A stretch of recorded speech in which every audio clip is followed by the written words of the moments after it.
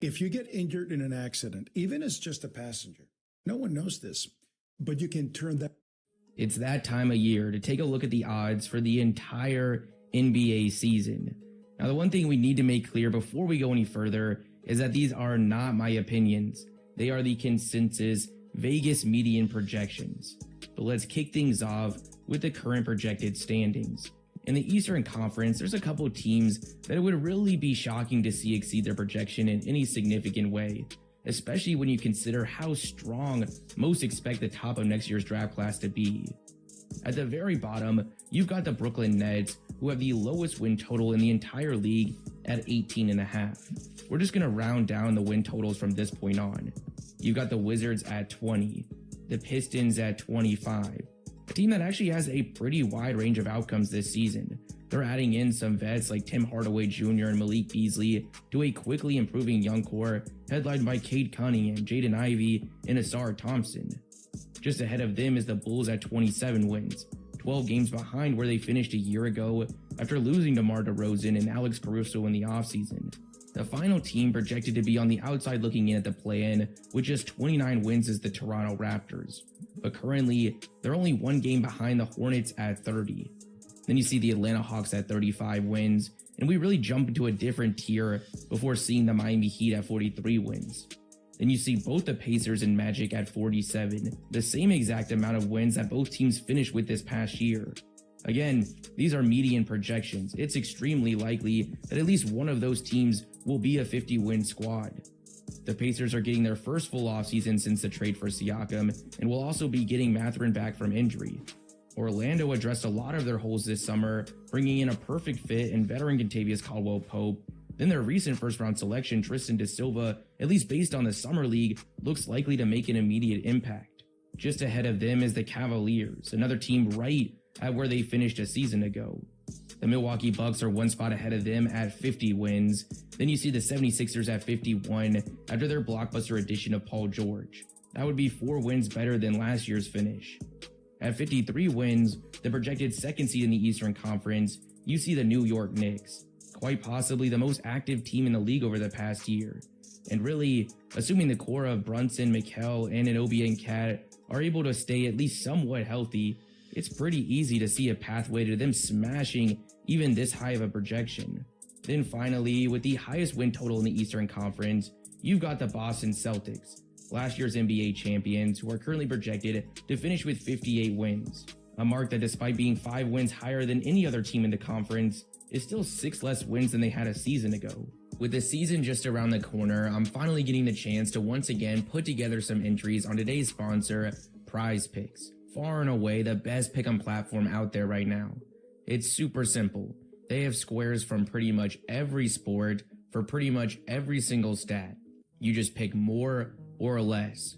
Choose which kind of entry you want, and you can win up to 100 times your entry. Recently, I put one together for the entire NBA season. I went with Wembanyama to average more than 24.9 points. I also took the rookie Reed Shepherd to average more than 10 points.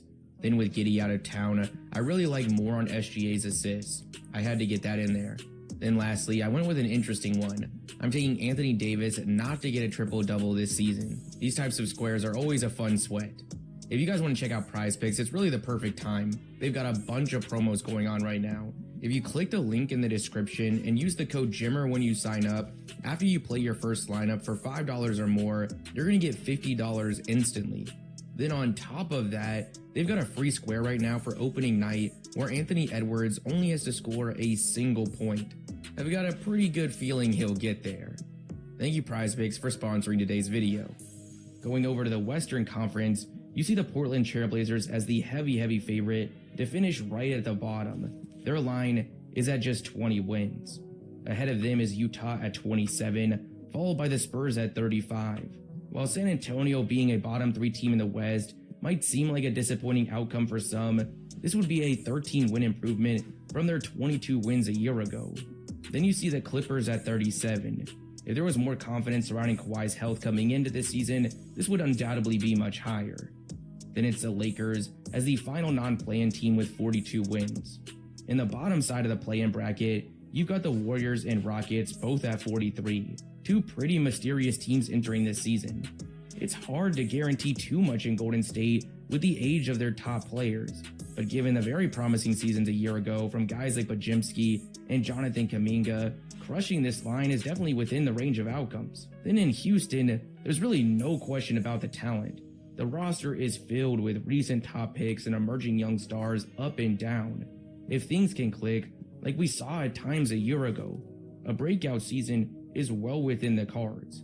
At the end of the day, with how young this team is, it's surprising to see their total just 2 wins ahead of last year's finish. The Sacramento Kings are 2 wins ahead of them at 45, 1 game behind where they finished a year ago despite bringing in DeMar DeRozan in the offseason.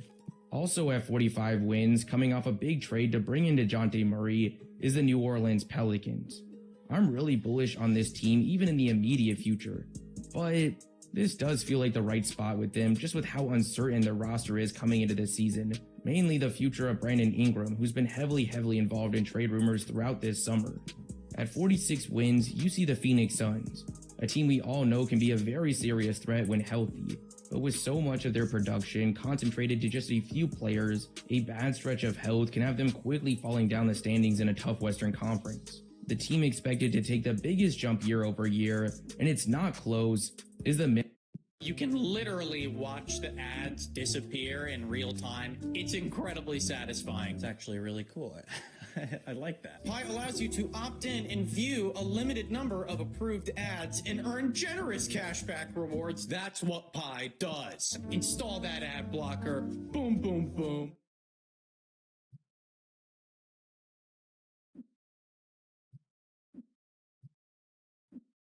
So you think you know Wix, but do you really?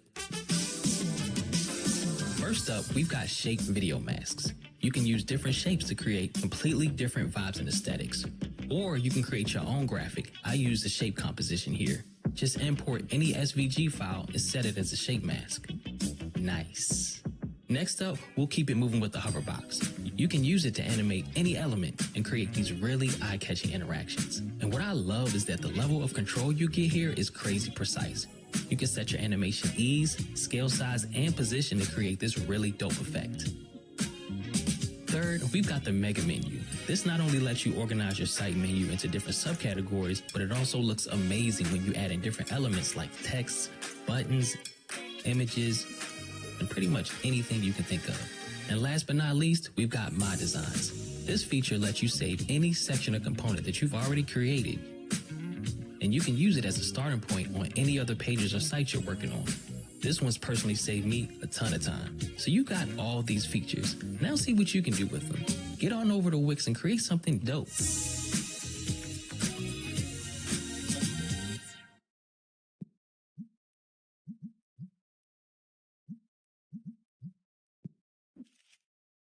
Memphis Grizzlies at 47 wins, a 20-win improvement from last year's bottom 3 finish. Now this really shouldn't come as a surprise at all. They legitimately broke NBA records in 2024 for games missed due to injury. So despite there really not being much change to this roster outside of the rookie Zach Edey, this feels like a completely different team entering the season. Then tied at 50 wins, you've got the last 2 Western Conference champions, Denver and Dallas. For the Nuggets, this would be 7 games worse than last year, but that feels about right with the loss of KCP and the strength of the conference as things stand right now. For the Mavericks, despite making a run all the way to the finals and then bringing in Klay Thompson this summer, this would actually be the same exact record we saw from them a year ago. Now, Dallas is actually a really interesting team to look back at when it comes to their odds. At this time last year, the median projection actually had them just barely missing out on the last play-in spot. But when you looked a little closer, it was clear that Vegas thought there was a wide range of outcomes for them, as they had better odds to make the playoffs than some of those teams with higher projected records, and when it came to the championship market, they actually had better odds than a majority of those projected playoff teams. But then getting back to this season, just 1 game ahead of them is their matchup in the Western Conference Finals, the Minnesota Timberwolves, a team that it's hard to know what to expect from this season after making the blockbuster trade that sent Cat to New York in exchange for Dante DiVincenzo and Julius Randle. Then the team currently at the very top of the Western Conference with 56 projected wins, second only to Boston in the entire league, is the Oklahoma City Thunder. a team that, despite being one of the youngest teams in the league a year ago, was able to finish as the top seed in the West with 57 wins. Coming into this season, it's hard to not see them being a 60-plus win team, barring serious injury. Jalen Williams is only going into his third season, Chet Holmgren only year 2 on the court, and nearly every single question mark on this roster from a year ago was addressed in full with their offseason additions of Alex Caruso and Isaiah Hartenstein. But there it is, this year's projected standings. Now, one thing it's important to realize here is how much further wins are going to go in the Eastern Conference compared to the West. Based on these projections, the Hornets are going to make the play-in with just 30 wins. That's expected to be a bottom 3 record in the West. Finishing with 12 more wins than that, the Lakers don't even make the play-in. Going over to the championship odds, we see the top spot belongs to the Boston Celtics. They're at plus 325, or just over a 3-1 chance to repeat. Behind them is OKC, they're at plus 700, an improvement from 950 when the lines opened before the offseason. The Knicks are in third at plus 800, another team that's seen their odds skyrocket since the opening lines. Before making the deals for Cat and Bridges, they were at plus 1500 or 15-1. Philadelphia also started at 15-1, but after bringing in Paul George have climbed to 10-1. Then it's the Nuggets at 11-1, both the Mavericks and Timberwolves at 12-1, followed by the Bucks at 14-1. The odds more than double before you see Phoenix at 30-1, followed by the Lakers and Grizzlies at 40-1, and the Warriors at 45-1. Now let's get into the awards, beginning with Sixth Man of the Year. Probably the least talked about award for fairly obvious reasons. Billionaires are paying less in taxes than we do. I'm rich as hell. We're going to give you tax cuts? Well, I'm not rich as hell. Kamala Harris will cut taxes for us and make billionaires pay their fair share. Kamala is fighting for us. Psst. Want to know my secret for selling your car like a pro without the stress and without the headache? CarMax. Instead of dealing with hagglers, all you have to do is go to CarMax.com and share some details about the car you want to sell, and CarMax will give you an offer. That's right, an offer. No haggling, no back and forth. Then you'll just visit your local CarMax within 7 days where they'll verify the offer and you'll leave with payment in hand. Visit CarMax.com to understand what your car is worth. The favorite right now is Malik Monk of the Kings sitting at plus 600, followed by last year's winner Naz Reid at plus 1,000. Then it's his teammate Dante DiVincenzo in third at 14-1. Then it's Norman Powell and Karis LeVert at 16-1, Bobby Portis at 17, CJ McCollum at 18. Then we see a group at 20-1 with Jaime Jaquez, Russell Westbrook, and Benedict Mathurin. For Defensive Player of the Year, we see a massive favorite at the top, and it really shouldn't be too surprising. It's last year's Rookie of the Year and the first overall pick, Victor Wembanyama, someone who in just his first season in the league averaged nearly 4 blocks a game. His odds are at minus 150 or an implied 60% chance. The odds jump all the way up to 12-1 before you see Chet Holmgren. Then it's Bam Adebayo and Evan Mobley not far behind, followed by a group of previous winners in Gobert, Jaren Jackson, and Anthony Davis. For Most Improved, we see a familiar face at the top, Victor Wembanyama once again. Now when it comes to this award, his odds aren't nearly as strong. They're at plus 750. But seeing how much his numbers improved over the course of his rookie season, on top of his projected development in year 2 and the addition of one of the best passers in the league over the last 20 years, his place as the favorite seems justified. Behind him is Oklahoma City's Jalen Williams, someone who it looks like is in prime position to keep ascending up the wing ranks of the league on what is expected to be one of the best teams in the league. Just behind is Evan Mobley, followed by both Kuminga and Giddey now in Chicago at 16-1. Then it's Jalen Johnson at 18-1, before it jumps all the way to 30-1, where you see Cade Cunningham, Scotty Barnes, and Jalen Green. Then we get to Rookie of the Year, which entering the season looks like an interesting race. There's a ton of guys in the mix, but the current favorite at plus 450 is the 9th overall pick to the Grizzlies, Zach Edey. Now, Edey emerging as the odds-on favorite for this award is actually somewhat of a recent development. Prior to the draft, his line opened at 15-1, but after landing in the perfect situation in Memphis, then really impressing throughout his brief time in the Summer League and early on in the preseason, while some of the other top picks haven't quite lived up to expectations, has had him sticking out as a favorite as things stand right now. Then with a slight lead for second, you see the Rockets' top pick, Reed Shepherd, someone who showed out in the Summer League after putting together one of the most efficient college seasons we've ever seen. Now, it seems like he's in for a pretty decent role in Houston. However, it's not going to be easy to shell out a big share of the offense with how many mouths there are to feed there. Prior to the Summer League, the clear favorite in the odds market was the second overall pick to the Washington Wizards, Alex Sarr, a player that many expected would be able to make an immediate impact on the defensive end while also having one of the biggest guaranteed roles in this year's rookie class, something that ultimately is very important when it comes to this award with how much it typically centers around box score production. Since the draft, however, Sarr's odds have come down quite a bit, currently at plus 800, a fall that was almost solely tied to his performance in the summer, which was, for lack of a better term, just ugly. He averaged less than 6 points and shot just 19% from the field. Now obviously Summer League is rarely a strong predictor of long-term success, but in this case, it's clear his performance cooled his immediate expectations. It's not until we reach the fourth best odds at plus 900 where we see this year's first overall pick, Zachary Rizaje. Now while Rizaje isn't the level of prospect we typically see go number one, there's still a lot of excitement surrounding his long-term future given his skill in shooting at a 6'9" frame. And at least early on in the preseason, he's definitely making a case to be much higher than this. He dropped 18 points in his debut, then 14 in his second outing. But for right now, with the most likely role for him early on in Atlanta being a 3-and-D role player, his odds seem to be priced appropriately. Right behind him is Matas Buzelis at 10-1. Buzelis should have a pretty sizable role from the jump in Chicago, but while the talent with him has always been blatantly obvious, we've yet to see it all come together on a consistent basis just yet.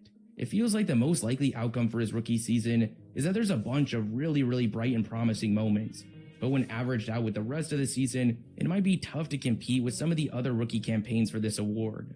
Another player that's seen his odds come down quite a bit is Stephon Castle, the Spurs' top pick in the recent draft. He opened at plus 750, the third best odds at the time, only trailing the top two picks in the draft.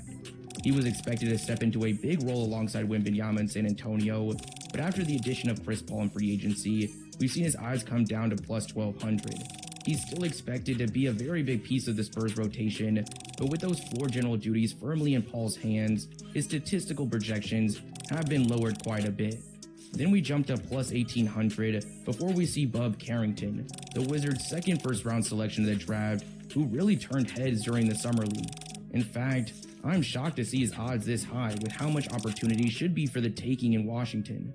He's definitely my dark horse selection. Then you've got both Dalton Knecht and Rob Dillingham at 20-1, players that most are excited about joining teams with championship hopes. But while one or both of them could be very impactful for LA and Minnesota, it's just not going to be easy to earn too many attempts given the current state of those rosters. The Pistons' top selection, Ron Holland, and the Blazers' top selection, Donovan Clingan, are at 30-1. Then it's Kel'el Ware at 35-1. Another really surprising placement given just how impressive he's been between the summer.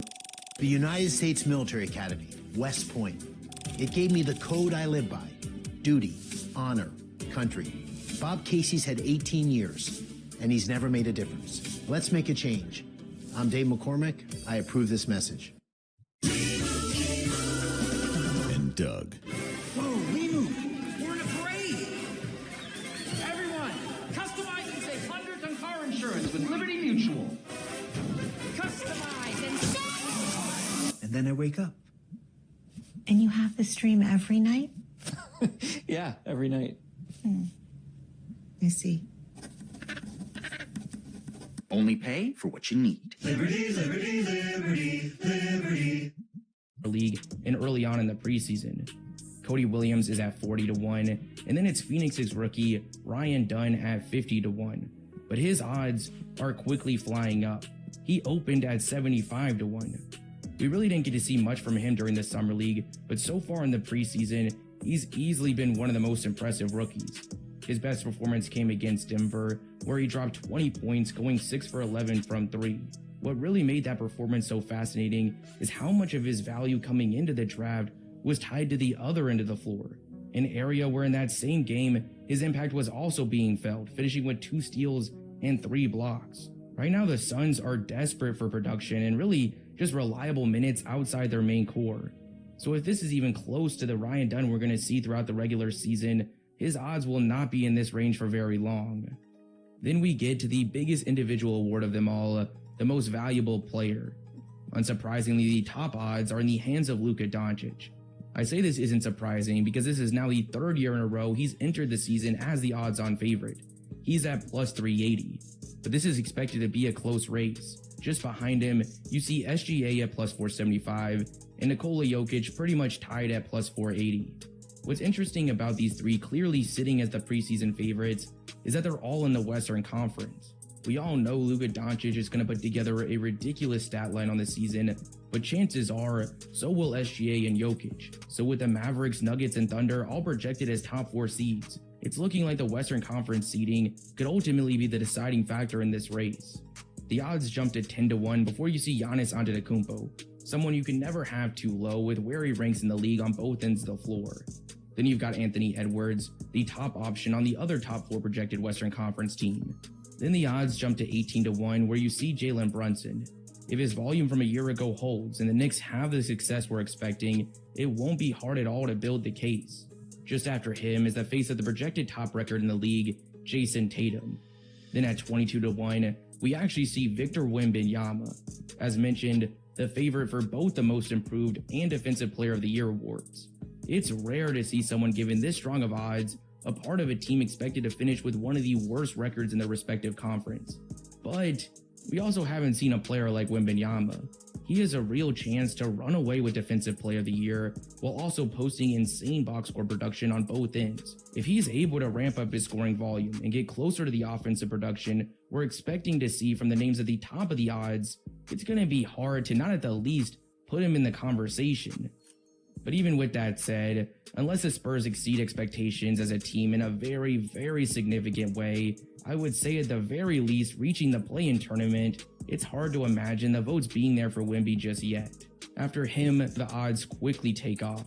Ja Morant's at 40-1, Curry at 60-1, Durant at 80-1, and Zion Williamson and Halliburton both at 100-1. There it is, the odds for the entire NBA season.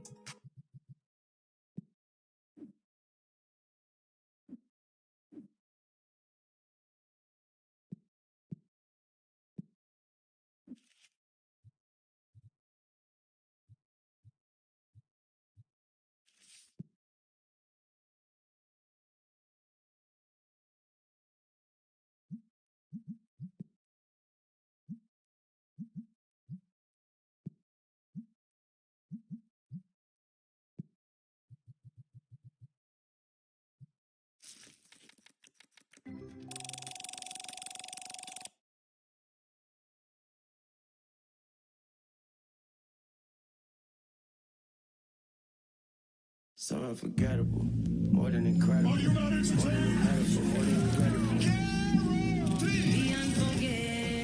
Run into the board. It's the NBA on TNT.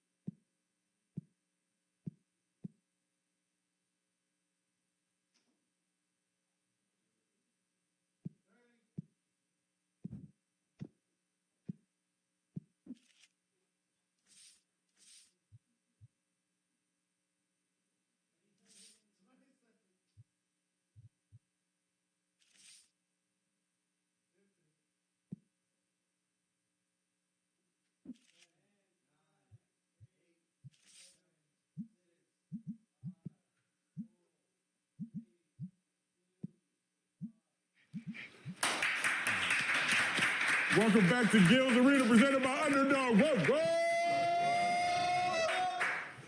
whoa! We finally made it back. Ooh, I didn't see that. I didn't see that before this show. You started already. I did not see that before. Yeah, repeat on the way. Wow. Oh, okay. I respect you for coordinating. All right. Don't like that. I respect the coordination. Today. We respect the coordination. The NBA season is here, and we are locked in for the next 8 months. How everybody doing today? Great. It's a great day. Fantastic. It's a great day for basketball. It's a great day. Banner day. Banner night. Second game. We're locked in for the second game of the evening. But nonetheless, this is Gil's Arena presented by Underdog. As always, we got the legend Gilbert Arenas here with us. Yeah, we see you in the Lakers gear. Yeah. That purple gold. You already know what time it is. As we defend our in-season tournament championship. And look to raise another banner in Los Angeles as well. We got 4-time WNBA champ, 3-time WNBA Cheryl Swoops back up in here. Girl, you got too many accolades. You can never have too many. 4-time WNBA champ, 3-time WNBA MVP. It's a lot. I'd love to hear it, though. It's a lot to say. Okay. And we appreciate you. We know you didn't want the Lynx or the Liberty to win. Either. But either way. But I have green. I have green and black. Okay, so it kind of represents both of those teams. We're gonna keep New York off your. Or Boston. There we go. I'm saying. There it is. We got none other than Cemetery Larry, Rashad McCants, back in the arena. Represent the Houston Rockets. Red the sound effects. Sound effecting. I'm Larry. I'm Larry. You're gonna see a lot of Larry. Yeah. You're gonna see a lot of Larry. A lot of red. You're gonna see a lot of Thankfully, Larry. you're in Woodland Hills. We good. We out of harm's way. And WNBA champ Lexi Brown is back here with us. Repping her Boston Celtics.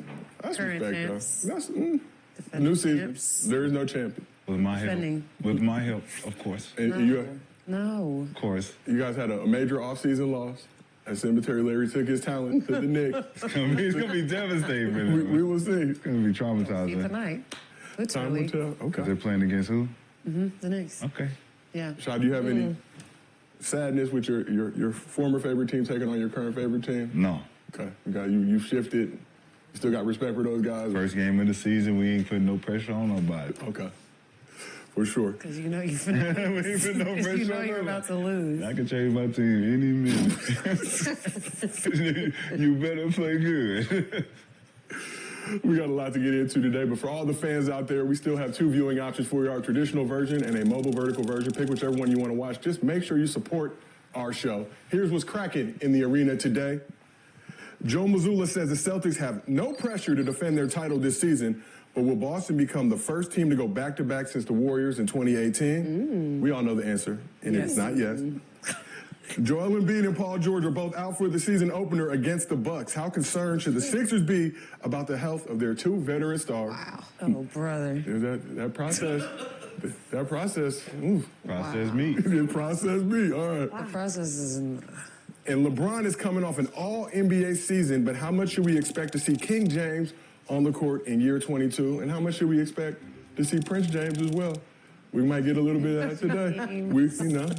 Tune into that second quarter is what they say. But before we get out all that, as always, the show is brought to you by Underdog. Go ahead, download the app, use promo code GIL. Get up to $1,000 in bonus cash plus a special pick'em. And you already know Underdog got you covered with a new special every day in October. NBA season tips off tonight, and to celebrate, apply a 20% profit boost token to every NBA-only entry you make from now until October 27th. Check your lobby for the unlimited NBA profit boost tokens.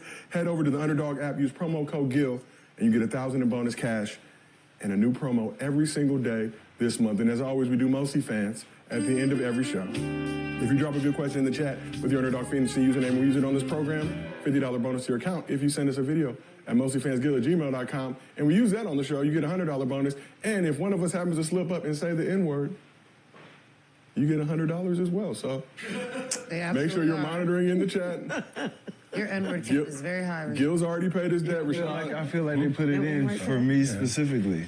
Gil, you have an extra one. Y'all had a powwow about it. You didn't. You gave $1,500 out. You only have $1,400 to pay. So you have a freebie. You're overruled. Yeah. Oh, you gave $1,500. So So higher, lower, 0.5 inward from Gil on the show today. I didn't get mine. Higher. Okay, higher. We're going higher. I'll go to the chat. I gave you the Cash App. Air Swoops 22, did the bread land? I ain't get it. The bread did not land. Okay. Nope.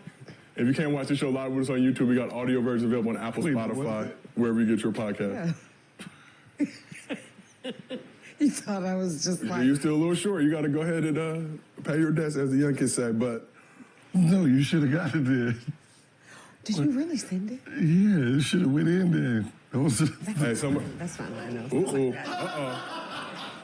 Did he run into the Ladies and gentlemen, you cannot see it, but off screen as a reminder... That was a tragedy. Sometimes the glass is real clean. I done have to be about 3 times. Did you see it? Yes. That's somebody's. It ain't mine. Oh. You did send it. We had a legend step in the building, did not realize the glass was there. I've done it about 3 or 4 times. You heard that loud thud. I did that one. Call the ambulance. Call the ambulance. When That's a very clean glass door. We have a clean glass door. Sometimes you may walk into it. I did it. It's not that hard. though. I did it. Boom. Like, oh, okay. But I respected the cleaning crew. I couldn't even be mad. I'm like, whoever is cleaning that glass, you're doing a hell of a job. LOL. So we're going to do a special underdog higher lower to kick off this season. So with the first 2 games of the season tonight, we got to get these underdog pick'ems going. So we're going to go around the couch and get one pick'em from everybody that they like. This will make the Gil's Arena pick'em for the night. So fade us or rock with us if you like the picks. Gil, let's start with you. LeBron James, higher or lower, 1.5 first quarter rebounds? Higher. Do you think it's because the Timberwolves are going to be missing a lot of shots or because of the Lakers? We're not missing. I guess at first quarter. Yeah, 1.5. He gets 2. He'll get 3 rebounds in the first quarter. He should. Yeah, for sure. I'm sorry. That's an easy one. That's an Easy one. Easy one. Yeah, that's an easy one. So, Rashad, let's go with you. Karl Anthony Towns, higher or lower, 2.5 3-point field goals made for the game. This has a special boost attached to it for better odds. Higher. Cat's coming. Wow. Rashad, you previously said you like dogs, not cats. Prior to the trade. Cats do what cats do. Okay. But cats are on the prowl. Shoot threes. Cats shoot threes. Dogs in the paint. Dogs are in the paint. Dogs in the paint, cats shoot threes. Cats gonna do what cats do. That's what we want. Hey, do what you do. So, Lexi, obviously we see you rocking the Celtics gear, so we already knew your pick was going to be Celtics related. Yeah. You got Jason Tatum, higher or lower, 8.5 rebounds? Lower. Yeah. You don't think he's going to get Buckets 10? only. Buckets only? He trying to make a statement? averaged 9. I'm still going lower. Wow. And sure, you had a Celtics pick as well. I did. Jaylen Brown, higher or lower, 24 points? I think Jaylen Brown is pissed. So, higher. Okay. You told Stephen A. state your source, got the T-shirt to prove it. Chad, you said that he was the #1 option on that Celtics squad this past season. Is he looking to now cement himself as such? With that 24 points or more? You're asking me? I want to know. Whose team is it? It's Jason's team, please. It's still the Jays? It's somebody with Jay in I mean, there I now. do like the Jays together as a unit. I don't know what's the the Jays problem team. How with about them that? being a unit. Okay. I like that they're a We will unit. see. We will see. And last but not least, they let me put a pick 'em in as well. Bronny James making his NBA debut tonight. 0.5 points higher or lower. I'm going to take higher, support of LeBron and the James family. Bronny, I think Bronny will drop a triple single in the game, at least 1.1 rebound, 1 Think assist. he's going to get in the game? Triple single. You think he's going to play? Get in the game? He's going to play. You think so? That's what they're saying. Timberwolves. Who's they? The people that know. People with direct access to JJ. That's true. Ken Griffey Jr., Sr. in the building. You think they're not going to let Bronny and LeBron play together? You don't disrespect the Griffey family like that. Campaign right now. The script is scripting this might agree quickly. with that. Bronny's getting a bucket. No. You're not going to say nothing? Key rotational player. I hope he. Key rotational player in this game. As the Lakers look to defend their in-season tournament champion. Yeah. He will say get nothing? in. I believe that too. So, I don't think he's going to get in the game, but if he does, so higher or lower, 0.5 minutes for Bronny. lower. Do you think they're going to throw him in the game? Yes. After that thrilling final preseason performance, 17 points. Come on, man, Thriller. It was a Thriller in Manila. But it's like the whole Catch it live. Like, I know, but it's like. They're like, we got to give It's them. an entertainment now. It's not the Yeah, game we no gotta give more. them what they We're not want. playing The no Griffey's more. in the building. Not Can I see playing. Bronny play? At least 50 games into the season, we're not playing any basketball.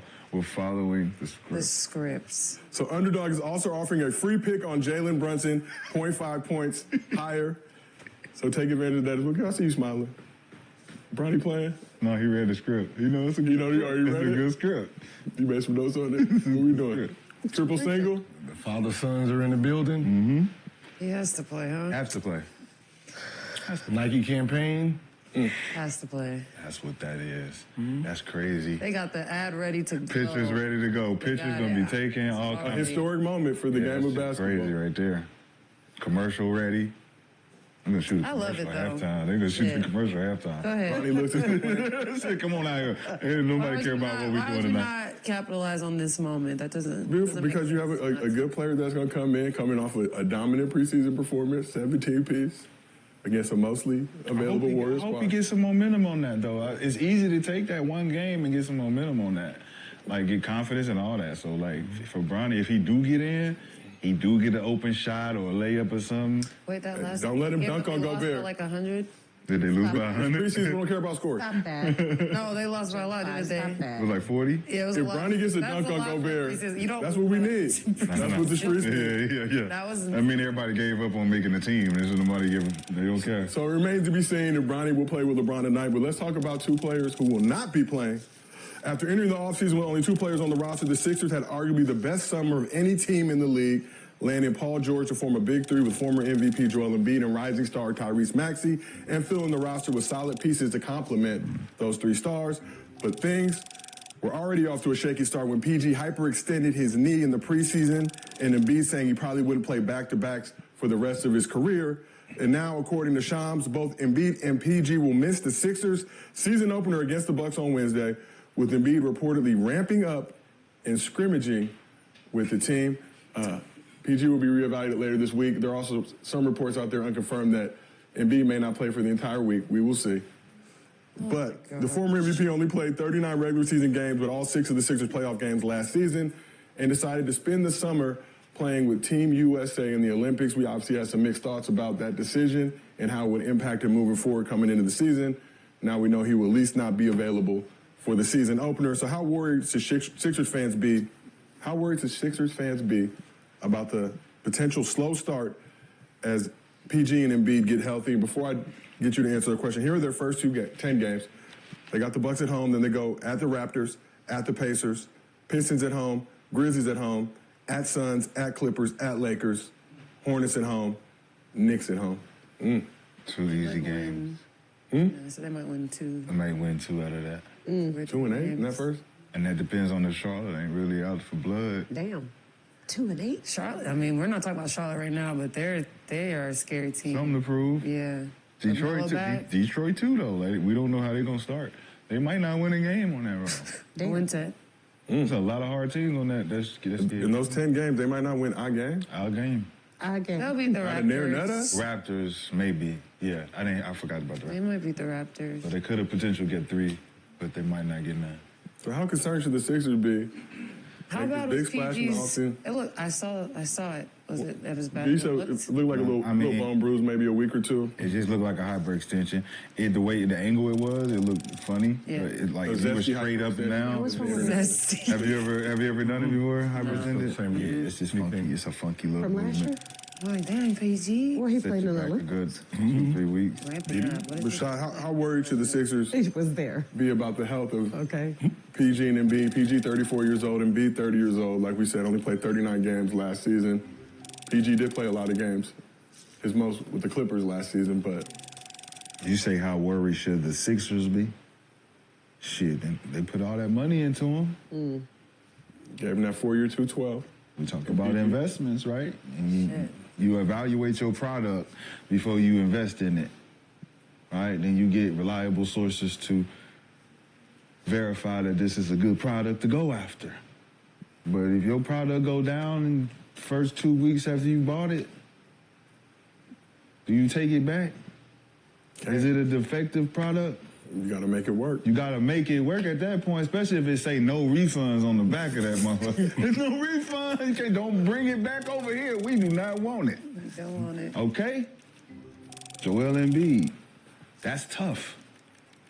That's tough. No back-to-back. Now you ain't about to start. I Well, mean, at least for him to say it before the season starts, at least makes it a little bit easier for the team to plan around that and schedule it out well enough instead of him waking up one day and be like, I don't got it today. what about the city? What about the city? We talk about how the city feel about this. Because remember, trust the process was, hey, city, bear with me. It's going to take us some time to get where we need to go, but bear with me, city. He wasn't talking about nobody else but the fans. Well, so now the fans is like, all right, we finally got a team that can take us where we need to go, and here we go again. Sean, I was in Philly in September, took a bunch of Ubers, got to talk to a lot of local Sixers fans. They were not too excited about this squad. Really? For this very reason. Yeah. And B got to play. PG always hurt. Damn. I was like, I know y'all Philly fans and y'all miserable, but be optimistic a little bit. They're going to get booed at some point this year. Think about the pressure it puts on Maxey. He has to perform now. Like he literally last year, he was killing. He did. But he has to overperform now. Yeah. He was killing last year. KJ got to step up. Caleb Martin got to step up. Who was the other acquisition they got? They got another guard. They got a Kyle Lowry. Huge squad. Eric Gordon, that's who it was. So a lot of guys that can step up that need to, that probably will. Kelly Oubre. They're not doomed. They got Drummond. Rookie Jared McCain. They can beat Charlotte. They can beat Charlotte and Detroit. So that's optimism. Yeah. That's not doomed. Rap, they can get them through. I don't know. Charlotte is tough. Yeah, but they still Maxey They still got a out lot there. of energy. Right, and then they got Drummond over there too. Where, in Philly? Yep, backing up Embiid. Yeah. They can. Our get hope them. is not lost, They can but get it's them. still. So Gil, we know Embiid not playing back-to-backs. Also reports PG may not play back-to-backs this season. How concerned should the Sixers be that we haven't even started the season yet? Hey, why is PG not? And your former MVP, injury prone, and PG are I already understand. PG not in the mix. I mean, it started off, was it 2-10, 2-2, 2-5, 3-5. I mean, I don't think this is the way you want to start off the season, knowing that Boston's fully healthy, Knicks is fully healthy, right? Bucks is only missing Middleton, but they know how to play without him. So the fact that these teams can get a jump on them, now you're playing uphill the rest of the season. Now there's going to be games where you're going to be forced to play them back-to-back. Right, there's going to be a time at the end of the season where you're going to have to play these guys back-to-back, and it's going to cost you in the playoffs. Facts. That's what, it might not hurt here. It's going to hurt when you're trying to do for the playoff seed.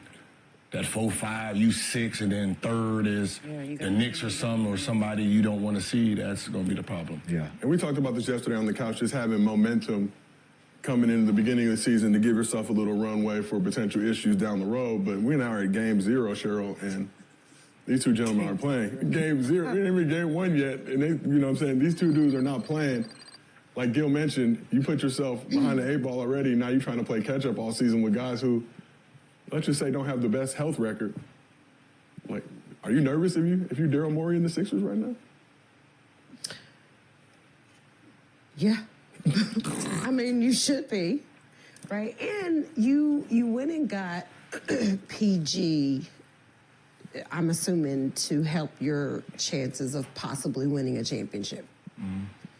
And you're starting the season off, he's not playing, Embiid's not playing, and they're both talking about not playing back-to-backs. Totally agree with you. Right now, maybe it doesn't matter, but as the season goes on and you're trying to get ready for playoffs, this moment right now could potentially affect you later on. Yeah. And Embiid has already said that he wants to win that championship. That was the reason that, obviously, he applied the pressure with the Sixers to make these moves, get it going. Gil, you said he doesn't care as much about individual accolades anymore after what happened last season, trying to make that MVP push by playing games you shouldn't have played. But there's a realistic chance. He's even with the back-to-backs, I think that got him at 67 games total, just barring any other unforeseen situations. Is Embiid's injury his knee still from last year? I think they're ramping up, but the thing is he played in the Olympics, and there was a lot of questions and concern about that. Like, was with Team USA, won the gold medal, played this whole summer. Yeah. So you get your bread from the Sixers, though. And obviously signed that extension, signed a 3-year extension. But you're not ready to go. 59. I'm trying to figure out how many games could he possibly win to be championship looking. I mean, could the Sixers win the? No, for him, just Embiid's personally He's playing. not going to be able to even get any type of Like, real rhythm think throughout that the mentally, season. like, It's the going to numbers, mess yeah. with the team. There's going to be no cohesiveness, really, if he's in and out. Both of them in and out, in and out. It's a win streak that you want to go for at some point during the season as a team. You want to win 10 in a row, 5 in a row, you know, and it's gonna affect that if you're at 4 in a row and you sit out that game, we lose. Or they're like on a streak and then Embiid or one of them is like not playing and like they're having a good streak and then you throw them back in. Oh, yeah, and then fuck up. And then it messes up. Yeah. And then they're like, oh, well, now I want to sit down again. That's what happened with Kawhi last year in the playoffs. Yeah. Kind of threw him in there while they was rolling. Then it could mess it up. Then he just said he Good luck, Sixers. The Celtics not at full string. Porzingis still okay, dealing with his stuff. You're not worried about. You're not worried about the unicorn? Wow. Oh no, they did. We need the unicorn. You definitely need the unicorn. But, They need it. we're not worried like the Sixers are Horford worried. gone. So y'all got Tillman and Cornette. I think that's it. Man, but you still got 4. Yeah, you still got 4 though. Yeah. They small. You got Tyrese Maxey though creeping on the come up. The way you just switching it up this quickly is insane. It's not. Yes, it is. It's been like 4 months. Gosh. It's like 4 months. Crazy. You're late. Rashad did announce at the end of summer. I summer know, league. but still. He made his choice. She don't like it. I gave her a championship, but she's mad at me. You still? She's mad at me. You still mad at me? Oh, what I You can't got do? your I banner 18. can't win. I can't win. Thanks, Rashad. Damn, we ain't even go to Applebee's or nothing. I just said championship here. No skillets. No nothing. You know we're going to add to the N-word board Applebee's. Oh, shit. How many times has he mentions Applebee's? That's quality. That's a quality Yeah. American cuisine. Yeah, that we can't mention no more. We can't The talk about quality it. word and a quality cuisine. A quality word. So It's part of American culture. we asked the chat, are the Sixers already in trouble? 82% said yes. Damn. Chat has been very, very overwhelmingly with whatever their picks are. It's going to be interesting to say them. The first 10 are going to tell us a lot about this squad, but hopefully Embiid will be back on the court soon and PG as well, so we can see them at full strength. And because, you know, we got Kenyon on the show, want to keep him happy. Yeah. You know you're happy though. Miss What? KJ going to play. Oh, KJ gonna play. Yeah. He going to play? He going to Anyway. play. Yeah. So let's talk about. He got to play. You got to play now, young fella. You get to shine now. It's time to shine. So let's talk about your new team, the New York Knickerbockers. Knicks and Celtics tip off the NBA season tonight. So Mikal Bridges, who the Knicks traded for this offseason, has tweaked his jump shot with interesting results this preseason. We got some video. So fans have compiled video pointing out a hitch in Bridges' release. God. Yeah. While he's a 38% career three-point shooter and shot 37% from deep on a career-high 7 attempts per game last season, he went 2 for 19 from 3 in the preseason, which, for all you math experts out there, 11% from 3. It do look a little janky, I'm not going to lie. How did he shoot before? What? Kind of like that, but not really. But not, yeah, it was just kind of, it was more fluid of emotion. How tall is he? About 6'7". Yeah, But yeah, like I you don't said- remember it being like, it's like Bill Yeah. Cartwright. A little bit. Oh my It's just a lot. It's a lot going on. It's like They ain't a got no footage missile. of his shot before that, and when he was in Brooklyn. Oh, we were going to talk about it. Okay. So, It's a missile. Yeah, that's just nasty. so Oh my gosh. even players from other teams have noticed the change, Anthony. with Ant-Man bringing attention to it during the No. preseason. No. He said it in the Ant-Man. middle of the game.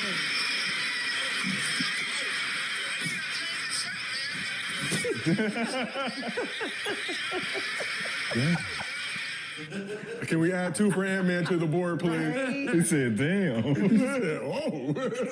You done changed the shot. Damn. That's how you got trolled. Damn. Give him one. Oh my gosh. What? Shot, we heard it. Or what? N-word. You quoting Ant-Man. It was a quote, though, so Yeah, it was a quote. What you mean? we have Underdog here in the building. Rules are rules. What? Nah, it was It doesn't matter if it's a quote. You said it. okay. He don't care. Yeah. Y'all gonna chase it down anyway. You're gonna have to chase it down. It's gonna be hard to find. It's gonna be hard to find. Me, y'all chase it down. Come get it. Come get it. But come get it. I've been running all my life. They still looking for me. Y'all gonna find it there. Does it look like something's off with Bridges' jumper? Yeah, what? Rashad, the Knicks, From the top of his head, like. but it's like a little. Just a little hitch at the top. Yeah. That was. Honestly, I don't even know how he shot before, so I'm gonna have to see what that looked like before. Yeah. So we actually have some video of Bridges shooting in practice from earlier in the preseason. In the preseason. Look, but you don't have. That's the old one, or that's the new one? New. Oh. I know. It don't Is that look the way he used to It don't shoot? look like that. I'm saying, like, Yo, hold on. It's like, That bro. ain't much better. That's Cameron Payne. Yeah, Oh my God. yeah. Because that's He not much shoots better. across his body. Hey, but he be hitting that shit Wow. I'm a pick Cam to shot over Bridges. you got a hood jumper, but it's effective. too. Yeah, it's very Well, it's effective. like, at the end of the day, if it's going in, it don't really matter. Yeah, I'm not leaving neither one of them open, really. But at 11% right now with that, Jay, I don't know, boy. It might just been an off night, though. Made someone A few off his night. shot. You said he shot 38% from three? Career 38% shooter, shot 37% last year on a career high 7 to 10 from That's a three. drastic change For someone that shoots that. to shoot that already. So he's 6'6", but has a 7'1" wingspan, so that might be why he got to do the cart right. I thought I don't know if it was a KD type of shot, but I thought that's why how he shot kind of like KD. It was more, yeah. It was, up butt ahead. I mean, is there a point, like, where you get to a certain age where it's like you just got to leave the shot alone? Thanks. Yeah. Like, I feel like... Unless you're bad. Unless it's horrible. You can only try to get better, but if you're already decent, Yeah. you shouldn't change it. Change his shot. Clearly, because he was shooting well before. you see Mikal Bridges' shot. What do you think the issues are with it? Like, I mean, why are you tweaking your shot this late in your career? Most likely you have a trainer that never played basketball at a high level, because if they did, then they know the first thing you don't do is try to change a shot on a player that's in his 20s. You know, that's something you address when you're a little kid, because you have time, you have years to do that, right? So the fact that you probably went into the summer, we don't know if he had an injury like Mikal Folks, but that's what messed his shot up, where they had to tighten his rotator cuff to his shoulder, kind of gave him a hitch. So he has a hitch just like that. Last year's shot and before was a smooth jumper, right? It was still the same way up high, but it was smoother. Yeah. So the fact that he's pausing, either he got injured or someone changed it, and the fact that they changed it, meaning he don't have the 100,000 reps he had of the old jumper. So if I'm the defense, I'm gonna let him go. I'm not gonna run out there on him, right? There's no point. This new jumper is not established yet. Yeah. For you to be consistent with it, right? He's doing it on his free throw and his jumper. That's what I said. If you're a real trainer, you wouldn't have touched his jumper to try to, no matter what it was, right? When Zoe came back, Zoe spent 2 years improving that. Right? When you seen his jumper look better, it was when he got to the Pelicans. Yeah. That's 2 summers plus all season to work on his form, and his form just came from here to here. Yep. It didn't come with a, you know. Yeah.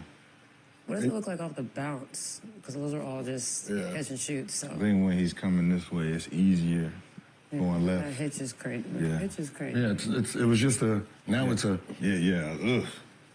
Oof. Man. But you think, you said 100,000 shots, and a lot of people might hear that and think that's a crazy. Well, I mean, just imagine, you've been having your jumper. How long have you shot the same way?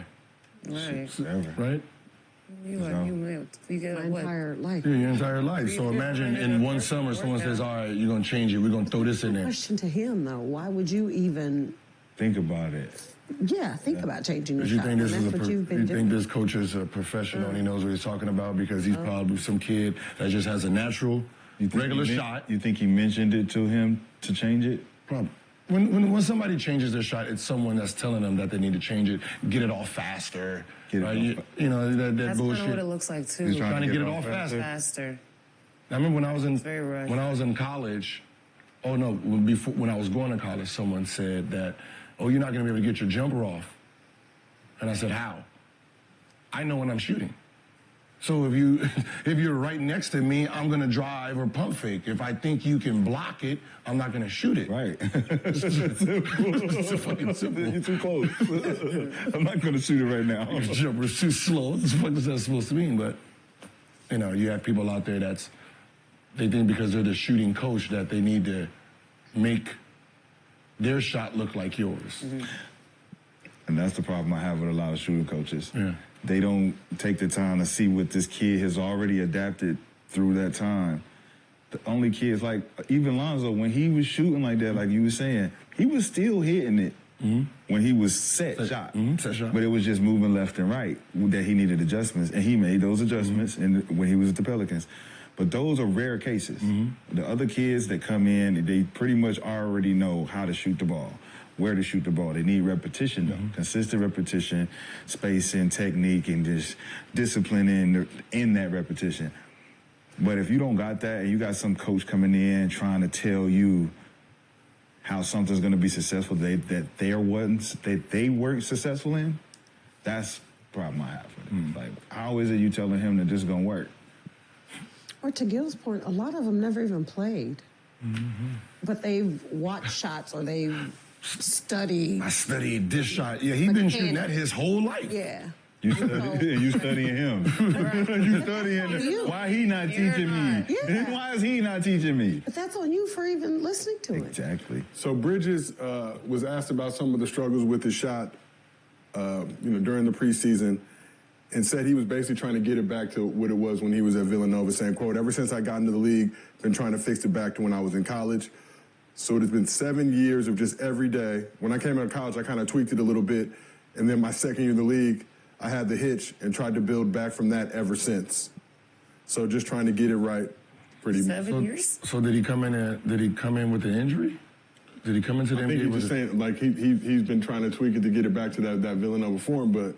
What is the, so he changed it. So he didn't have a hitch in Villanova. He must have been a little bit more pure. Right. He's trying to get it back. He had in Villanova. Then he changed it when he got to the league, and now So when I came out of college, I kind of tweaked it a little bit, and then my second year in the league, I had the hitch and tried to build back from that ever since. So he's saying he's had that little hitch. I think his second season is trying to... Shit, Phoenix, he was good in Phoenix. He was good in Brooklyn. 35, 36, 42, 30. I want to call cap. Yeah, I'm like... He shot like 43, I want to say, that 2020, 2021 season. Yeah, 43%. He was shooting at... This is shooting too good for you to be... Career 38%. That's good. Talking about you trying to get back to something that got you, like, it got you here, but you exceeded that. You're trying to go back to a college jumper that you haven't had for 7 years? What is that even supposed to be? I don't know what that means. That makes no sense. And he averaged, what was his highest average? 43%. No, for points per game. Look at 20? 26. 26 a game? But that was only for 27 games. That's still a lot, though. Yeah, that's a lot. Games. Hey, that's buckets. Yeah. And them ain't all layups. Like, where you need to change. Yeah. So that's what I was happy about him going to New York, because I'm like, he got a nice jumper, midi. You know, he can hit the consistent three. Now he didn't change his shot. It looked different now. Yeah. And that 43% was on 4.4 attempts. The 37.2% he shot last year was on 7.2 attempts. So you're obviously, with the increase in volume, the numbers are going to go down a little bit, but going from that to 11% in this preseason. Like we said, it's early, you know. If we can judge, this is like Clay going down there and not hitting no shots. You best believe Clay going to hit some shots this year. You best believe Mikal going to hit some shots this year, but... Not with that hitch, he's not. I mean, it just looked nasty, though. Yeah. Once he get a little flow going, he's going to get back to himself. Did you guys ever make even minor adjustments to your shot during your career, or did you just lock in? Did you change it all, or stayed the same pretty much for your entire career? Just foot placement, right? That's the easiest thing to do, right? Just change the way you're setting your feet. You know, for it to be a faster shot. The faster shot is not you pulling up. The faster shot is how fast you can set your feet. Yeah. Pick up. The actual once I pull it up, no. Right? I learned how, because I was a laces shooter, I learned how when I'm bouncing it to let it hover so I can feel it in this hand to pull it. Yeah. And when you tell people laser shooter, what do you mean by, for the people out there with broke jumpers who may not know what you're saying? When it looked pretty, okay. Right? Because that means it's face forward instead of just looking like a knuckleball. Okay.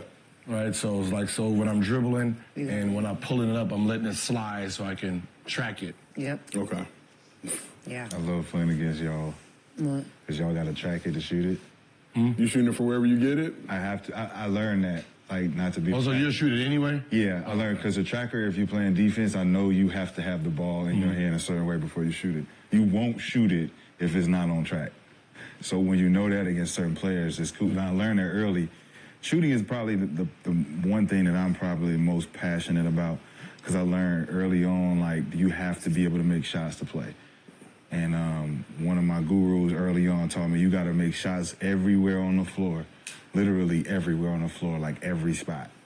Half court, full court, three-quarter court, everywhere on the court. So I started to really understand the masters of footwork and spacing and technique, especially the spacing between the fingers and the wrist. Wrist so important. Balance is so important. Like Gil was saying, as far as how quick you get your shot off, how accurate you are is just about your repetition. Yeah. How comfortable you are at shooting the ball, having your window. When you hit, you got your little window where you can always see out of. You can always, gooseneck, hold it up. You know what I'm saying? I think I'm really passionate about it. So when I see other people doing it, it's just like, man, they're doing a disservice because when you're a shooter, you want to find your own niche as a shooter and build on it. You don't want to just take somebody else's whole regimen and be like, oh, I want to shoot like you. It's like, nah. I took pieces of Allen Houston, Reggie Miller, Grant Hill, guys who had form, guys who just had technique, foundation. Yeah. I mean, history shows there's no such thing as a perfect shot. So there's no point of trying to teach someone a perfect shot if all the great shooters in the world ever from the woman's side to the man's side all shoot different. Yeah, facts. Right? It's your footwork. Steph Curry's shot True. wasn't a perfect shot, but he's making it. It becomes, oh, let's all shoot like this. Facts. Reggie Miller's shot, slapping himself. Oh, let's all shoot like this. Man. First shot from the top of his head. Right. It's everyone's different, right? So it's just, you just perfect how this guy's shot is. That's all you do is perfect it and try to clean up before you get to the release. Yeah. That's all it is. Little tweaks. Yeah, it's the tweak at the bottom, not at the top. Yeah. It don't matter how you get it there as long as it goes in. Once I get above your head, you're dead. Once I get it above my head, you're dead. Don't let them do it. So let's talk Little Knicks. Made some big moves this offseason. Re-signing Jalen Brunson for a discount, locking up OG Anunoby, trading for Bridges and four-time All-Star Karl Anthony Towns. Still have some issues at the center position with Mitchell Robinson out until at least January. Cat will be expected to fill that void. But do Knicks fans need to be patient as they figure out how to make Cat and Bridges fit into this squad to start the season? Patient? Do y'all know how to be patient? The Knicks, we ain't won since. You know how patient we've been. I know, but it's like y'all are aggressive over there. You're very aggressive. I don't know. I hope they're gentle and nice to Cat for a little bit. Yeah, just a little bit. Will be. A little bit of time. Well, you ain't got nobody else. You got to especially be you got delicate. traded in the middle of the night. Like, going through it. He used to it. He a cat. You know what I'm saying? He up. Yeah, moving around. He's trying to figure out where he gonna go. You done found a new home, man. You know I mean, they gonna be patient with Cat. I don't mean Jalen. He don't got nothing to prove to that fan base or the city. So it's gonna be on how Cat learns how to adjust to playing with someone like Jalen, who's very different than Ant. So. I think Cat is a bailout guy, though. Cat's the bailout guy. Like, Jalen do his thing. They all go out there. They muck it up, fuck it up, throw it to Cat. He'll bail you out. 3, 2, 1. 3, 2, 1. Cat live for that. Like, there's no pressure on him just to hit shots when I'm open and then take advantage of mismatches when you got bigs that can't guard you. I think that opens the floor up because the thing that hurt Cat the most was like you were saying it so much. He said Rudy in the way. Yeah, that's true. Rudy Gobert in the way when Cat get the ball, he want to move and do shit. Cat, he's like, yo, move, and he didn't move. And remember the series. Rudy came over asking for the ball. He was asking for the ball, and nobody was throwing the ball. Nobody was throwing the ball. Yes, they just kept saying move. We did break down that. We broke down the whole play, and it was just like frustrating, right? So Cat don't got to deal with that no more. Like he got an open lane to drive now. It's him, like you're saying, like it's him. Before they brought in Rudy, when it was just Cat, Wiggins, and Levine. I think it's you know a what I'm great saying? move. Where he actually got For to Cat. be himself. So I ain't mad at it. You know what I'm saying? I think Give it's him a a good chance. move. So good. Yesterday we were talking about how Dame and Giannis didn't spend time together in the summer coming into year two, how concerning that was. Similar situation, like we mentioned, Cat traded right before the season starts. He got to now try and gel and form cohesion with his team. Mikal Bridges obviously has a relationship with Brunson, with Josh Hart, and that Nova Knicks crew. But how long do you expect it to take for this Knicks team to figure out the chemistry side of it?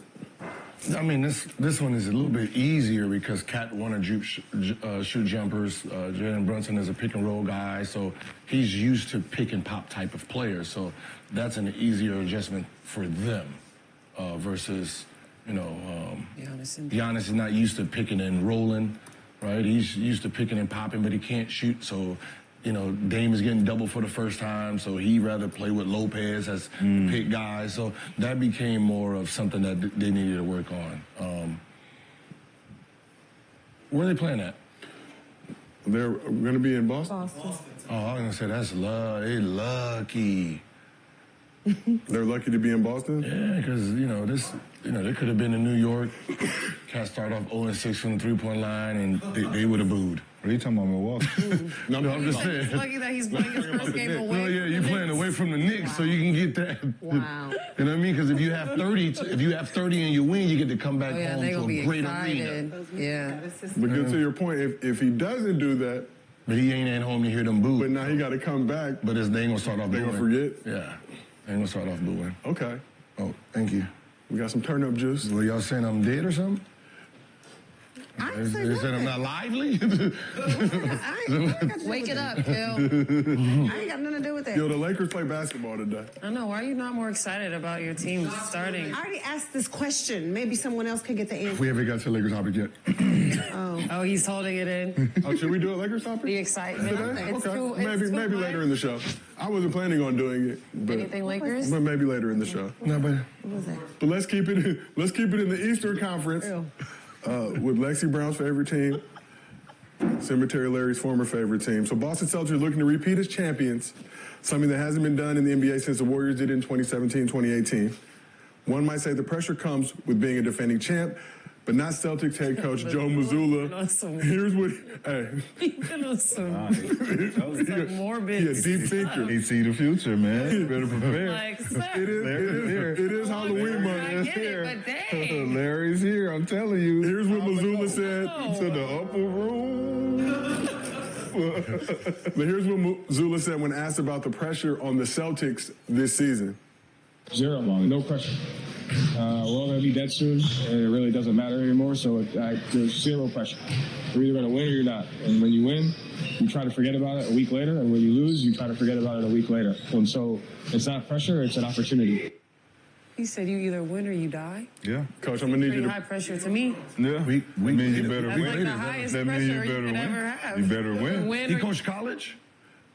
Did he I don't coach think college? Coach. Went to West Virginia, though. I mean, a week later. No, I mean, he played in college. You mean tomorrow? Coach, I'm going to need you to pee in this cup real quick. Let's just see what's in the system. I just want to know what's in the system right now. I need to go coach at the Cemetery Larry Academy. He ready for everybody to go.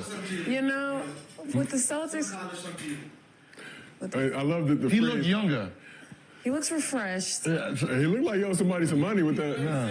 He can still play too. He's still who? He probably little played in lefty. practice a little bit. Little lefty. I believe him. No pressure. I think last year was all the pressure because they never won it. Yeah. I think that monkey is off their back that we need to win a championship or we got to trade this team. They're not going to hear that anymore, right? So I don't think that the divide and conquer method with them is going to be a narrative this year.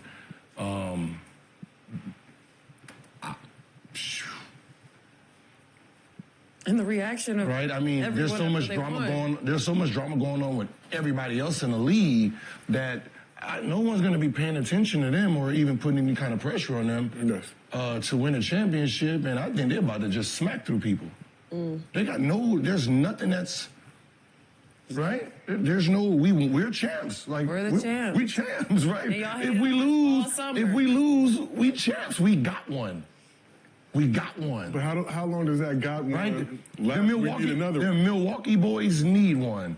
The Philly boys need one. Desperate. New York them need one. Them Lakers sons need. They need it. We don't need it. So what's happening? Is the need? Y'all need it now. Yeah, I don't think it's, maybe pressure is not the right word. Like, I don't think there's pressure to win again. Is that weird, right? But maybe there's an expectation.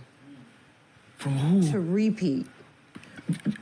From fans. But like in history, right? When Golden State was coming back with the KD, it was like, oh, they got a repeat. Right? The Lakers repeat. Like, even Denver repeat. No one's like, it's like it's so much other things going on where they're like Boston's gonna repeat. It's all like damn near guaranteed, which is crazy. But even when Jason Tatum has said we will be there again. It's like everybody's like, yeah. They're very confident. Yeah, that's what I said. It's very confident.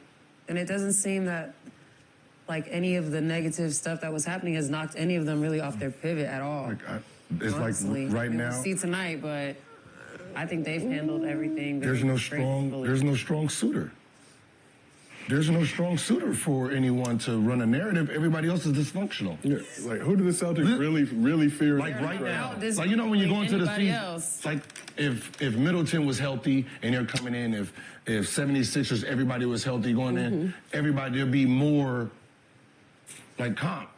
Right now, everyone's done. Lakers, we got Sideshow Bob. This shit going on. Nobody believes in the Phoenix Suns, right? Hold up, Gil. What's Sideshow Bob going on? We got Nike shit. We got father and son shit going on right here. Don't fuck this. Don't fuck this up. Right? Strong black parenting. Strong black parenting at its finest. It's gonna be all father-son relationship. Present father. Right? So you got so much things going on, and nobody's really like dialed in and say, okay, this is gonna be like we don't know what's going on with Denver. Well, like, what do you expect them to too say? young. They ran through the league last year and everyone was like, I thought it was lucky, but right, but how is that lucky? The pressure's on, Joe. We're 12 games ahead of everybody else in the East. Pressure's on, crazy. Joe. The pressure's on, Joe. You're not coaching. You're not coaching for OKC, okay? This is not. This is not the Orlando Magic winning. This is not Orlando winning. This is the Boston Celtics. The pressure's on to win again. You know what it feels like now, right? Your players in the locker room know what it feels like to take it all the way now. Okay, here we go again. You don't think that you don't think you're going to come into this season with no pressure? Like, oh, we could just cruise and not make it and it's going to be okay. No, especially if you got better. Did you get better? Who? The team. Celtics? Yeah. Thank you. Okay, so since you didn't get better, but what we need to get better for, we won. Remember who didn't get better? We don't need to get better. Who didn't get better after their championship a couple years ago? A team in Denver. And what happened? Milwaukee. And what happened? Both of them teams, they did not get better. They did not get back. But a lot of other teams got Everybody way else got better. In the East, that's not. Everybody else got better. That's the point. This year, everybody got better. Theory, but that's the problem. Nobody else got better. Like exceptionally better. No, not exceptionally. But that year after Denver won, everyone loaded up. You can't be cocky and arrogant enough to think that you don't need to make changes in any season after winning. You ain't made no changes. Nope. Well, how does that make them cocky and arrogant? Well, no. That you don't need no changes. Why do they need a change? Because the circumstances of you getting there last year was contingent on injuries. No. Yes. So those other teams at full strength is going to be a different. Because he was. I was there. He was the Celtics fan. I know. It's like all these. What was my concern the whole time?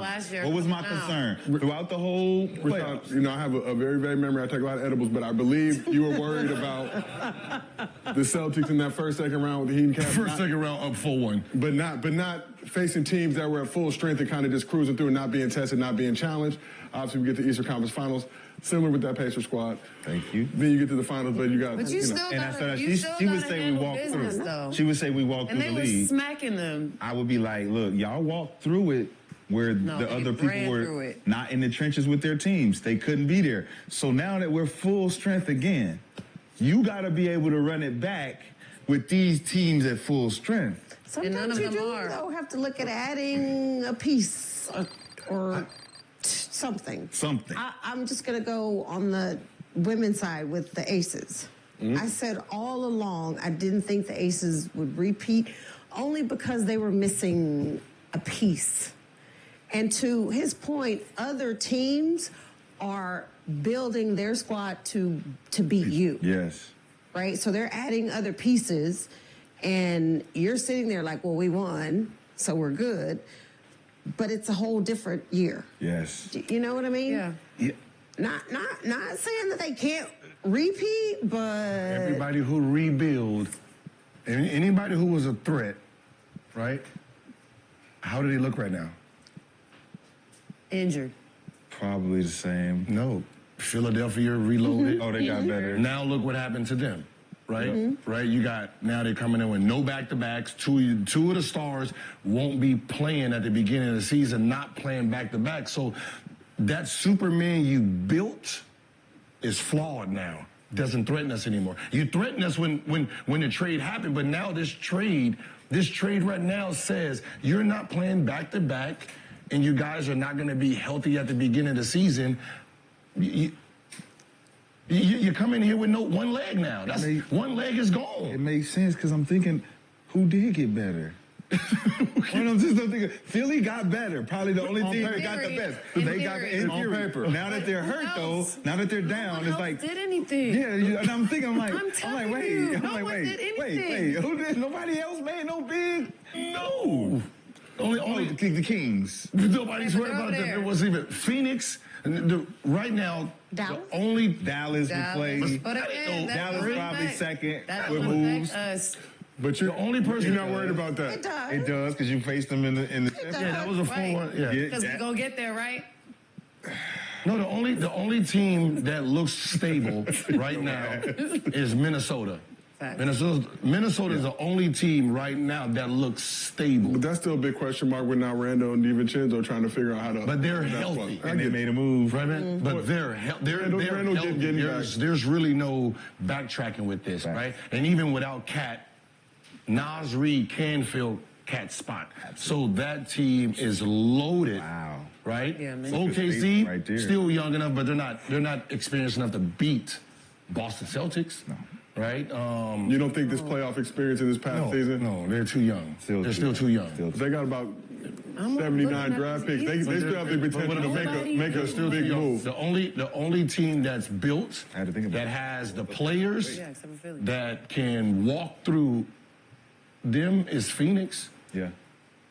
That's And not even walk. That's bold to say walk through because that's gonna be a tough one. If Boston is still chucking threes and not like playing to their athleticism, Suns, they gonna mid-range, they gonna get to the basket. They're not gonna sit there and chuck 53s on you, even though their three-point shooters is probably better than yours. Yeah. But they're not gonna spend time chucking threes like that. So Would you put the Nuggets in that conversation? you got one player that they're not signing a max to. Right. Right. So he ain't locked in. Oh, he's definitely not locked in. Then all the shooters MPJ. Then all MPJ and Gordon. Gordon just signed. Either one. He just signed. Gordon signed a 4-year, I think 133 or something like that. Wait, what happened with It was one of the maxes. Yeah, so there was reports earlier in the week that they were unwilling to give him the deal that he signed. That I think 4-year, 133. If Wait, I'm not what mistaken. happened with MPJ? They said that they weren't going to sign him to a max deal? Well, I didn't know he signed. MPJ. He did sign? No, MPJ already had a contract. MPJ already had a contract. Aaron Gordon. It was Aaron Gordon. Aaron Gordon, yeah, it was just Aaron. But they're they lost KCP to the Magic. Yeah, that's what I said. They're losing key pieces and not replacing that type of guy back. Yes. And then we got the Lakers championship. We the show, just not the Lake show. We just a show right now. We can see how that pan out. Come on, Gil. So right now there's no real threat for Boston to be like, oh yeah, we're concerned right now. Like there's gonna have to be somebody that's rising up. So for everybody to be like, okay, that's a real contender. Indiana. Come on, that's not a contender. I know they're not a contender. They're a threat. No. Like when we're talking about threat, we're talking about like someone who can really dethrone them. The only team was Philadelphia. I think if they were fully healthy. I think it's just we look at it because of the names on paper. I look at it from that series that we watched Indiana play Boston, right? And you look at what was missing in that series for Indiana, and then what they got this year in replace of that, they got Wiseman, they're going to have Mathurin back, they're going to have Neesmith, they're going to have all their key pieces what they need, and they got Siakam. So now they got one full year of gelling together, right? Great regular season team. Great regular season team, but that's all you really need to get, put fear in the team's heart to let them know that you're not fucking around when you get to the playoffs. You know what I'm saying? Just show them that, hey, we're a hard-nosed team. We can beat you any night. Yeah, but we could beat you. It's Boston Celtics when they lost to Golden State. Yeah. We can beat you. You're good enough to get to the championship. You're just not wise enough to win it. Facts. Right? And I think that's where they are. Like when OKC played Miami with Bron and them, y'all are good enough to get it. You're just not wise enough. You don't have the experience to dethrone us, right? So they are first, second, and third right now. Is that the only thing keeping Boston at the top, though, is the experience? Experience, the talent, and then everybody else's experience and talent is fickle. Because Drew gets kind of muddled behind Jalen and Jason because they're the two stars, but he's actually the one with the experience that's anchoring. But now they have the experience. Now you're combining all three of them. Yeah. Derek White is getting some experience along the time. I just see it like outside of the four of them. I don't know, man. They not adding pieces that can be just as strong for that. I know all them guys pieces with what's the dude Pritchard and Hauser, like they cool. But man, you need some more pieces. Isn't it important to lock those dudes up? Obviously, you got Horford too. Obviously, his age is going to be a question coming into the season, but kind of similar to what the Nuggets did. And Nuggets dealt with some injury issues this postseason that thwarted their repeat chances. But don't you want to prioritize locking these up? Obviously, Tatum got the extension. You got Jaylen Brown, who signed it the previous year. You got your two core guys and the rest of those role players around them. So why do you need to go search for some other thing when you can just keep those guys in-house? A lot of teams will lose those guys. They'll win a chip and those dudes will bounce, get bigger bags, whatever. How often do you see them all together playing? The four. They probably play together more than any other core that we've seen, right? So that's their event. Yeah, I think their core starting lineup last year, was top in the league for over 20 I'm pretty sure with OKC was probably second. Yep. I think Denver over 20 games. Well, I forget what the exact stat was, but so they're resilient, right? They're a resilient group that can stay together, so you wouldn't need the other pieces that would be required. Yeah. In free agency, you're gonna need some other pieces if Drew go down, if Derek White go down, if they both go down at the same time. Now your team cracks in half. Production cracks in half. Who you got? Hauser and Pritchard. They got to step up. They don't know how to take 12, 13 shots a game and be efficient. Who don't? Pritchard? One of them. Pritchard takes 12 shots in 30 seconds. But he's used to that in 30 seconds, not in the course of a game where you ain't got to hunt for this no more, Pritch. Right. You ain't got to hunt for this no more. I understand what you're saying. It's different. You ain't here hunting, and we know you. There'd be that when you're really aggressive coming off the bench and then you become a starter and then your mindset changes. That happens to a lot of players. This goes back to something Jaylen Brown said, I think, right around media day or early in the start of training camp, when he was basically like, some of the boo-boo teams in the league, we're going to let those guys really cook so they can get comfortable and learn how to do it. He used the Pistons as an example. I respect the city of Detroit, so I don't want to, no, for sure, tarnish them too much. But, you have a team that won the Eastern Conference by 14 games last season, so even if they do stumble, hit those missteps, and say it's only 5 games, 6 games, that's still a comfortable margin. It is.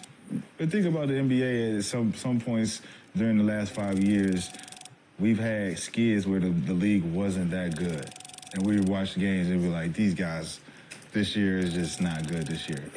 Or these guys are just not healthy. We just never can see these guys on the floor at the same time where they can compete against each other. So it's always going to be something.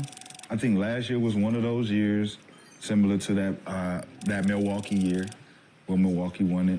You can get there, and then if certain injuries happen, and you can make it past this Brooklyn team, and you can win it all. All we got to do is beat them. KD, thank you so much. for wearing a size 22. It's tough. Thank you so much. With insufficient lotion on the ankle. Man, shit, it was disgusting, right? So, I mean, I feel like that Boston got a good chunk of the luck through injuries last year. But they were still a good team. They still took it where they needed to go. Yeah. So let's talk about, obviously, the two most important players on this Celtics roster. The Jays. The Jays. So both the Jays have chips on their shoulders during the season. Jaylen Brown won the ECF and Finals MVPs, but got snubbed from the Olympic team. And Jason Tatum got treated like a scrub on Team USA's gold medal winning squad. So, Shaw, last season during the playoffs, you said that Jaylen Brown had emerged as the #1 option on this team. Gil, obviously you disagreed. You guys went back and forth with it. But this is a new season now. Jaylen Brown likely feeling some type of way. We'll get more into that in a second. But what are your expectations for the Celtics dynamic duo of Tatum and Brown this season? Lacey, we'll start with you since you are still a current Celtics fan. Yeah, I still think it's Jason Tatum is the #1 option. But I feel it's 1A, 1B for me, and I just don't know why that's like a difficult concept for people to understand that they're able to coexist together and win games and win a championship. I mean, we don't know them personally, but like the jealousy obviously isn't there. They're able to win. They're able to compete together. I do think Jaylen is a better defender, so I will give him that. But I think they both have huge chips, a lot of things to prove, which is crazy. And it was crazy. You guys watched the Netflix doc? You watched it? We did. I heard my voice a few times. No check, but thank you. What episode? Was we in it? 2. We wasn't Really? in it. I missed it. They got us out of there. Where was it? Because I was in it. They got to cut it. They did come film with us for a little bit. It was interesting seeing all the media members and the coaches and Jason talking about all the things that were going to come with a championship and how everything like played out complete opposite of what everybody was saying. So I was just like, that's just very interesting that all y'all It's kind of sad though. I mean, said all these things that would happen if he brought a championship to Boston and then y'all all like just like kicked it aside. Yeah. I was like, so that's why I was like, it's very I mean, caught him in real time and then changed up on him. literally, because I don't think they thought he could do it. I don't think they thought he could He's do not it. the #1. Hold on. What were they saying? What were they saying in the document? What about the Jason Celtics? Tatum. What? He can't win it as a #1 option, right? Yeah, it's too hard. But then he said they first do win. he can't win it. He can't win it. And then he can't win it as a #1 option. And then they're like, if he does win, he'll be the face. of the Now, NBA. who selected Eastern Conference MVP? The media. Finals MVP. So they didn't want to make themselves look stupid. But they did. They looked. So now they get to say, oh, see, they won a championship. See, he wasn't a #1 option. Like we said, right? You get to cover your tracks with it because they're the same people voting. So you're saying this guy ain't good enough to win it. Then when his team is doing all this and he looked like he's about to win his award, you're voting the opposite. You're the same ones. They told on themselves. You're the same ones talking. And then when we look at your vote, we're looking at what you're voting for. So you can make yourself look like he was right the whole time. If he does win it, he didn't win it as a #1 option. Yep. Was he the #1 option? Was he the #1 option in the finals? I mean, yes, Well, but I think Jaylen, I guess everyone thought Jaylen outplayed him, but that doesn't make Jaylen, who, and what? But I'm just like, that doesn't mean he wasn't the #1 option. What I'm saying is if you turn the volume on, and you watch the game without the people talking, Jason is still clearly who is the #1 option? Jason. I think.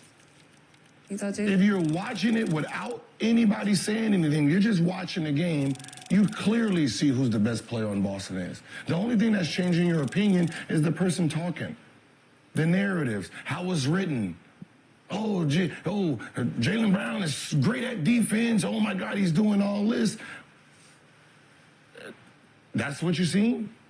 I seen this guy lead the team in scoring, rebound, assists, deflections, key stops. Like, where's this magical numbers you guys are putting up that it doesn't even make sense? 6 players since 1980 to win a title while leading the team in points, rebounds, and assists in the playoffs. Did not win the Eastern Conference Finals MVP. Like what stats? Did not win the What I'm saying finals. is, what stats stood out here that overshadowed? There wasn't one. Hi. It was just the media voice saying it. Hi, I'm Larry. Okay.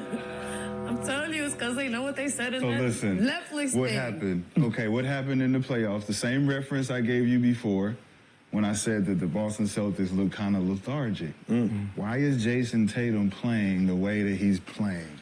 It's going to affect him down the line when he wants to win these MVPs and he doesn't perform to the level of winning it because he's playing the way he's playing as I'm watching it in real time.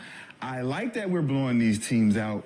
I don't like the way that you're playing the way you're playing. A little slow to start to kick off the post. All right, okay. So who has to pick up the slack? Even though he covers the board with the numbers, what I see in his play is something that can affect the team down the line. So I'm like, all right, I hope he get this right. I hope he checks this.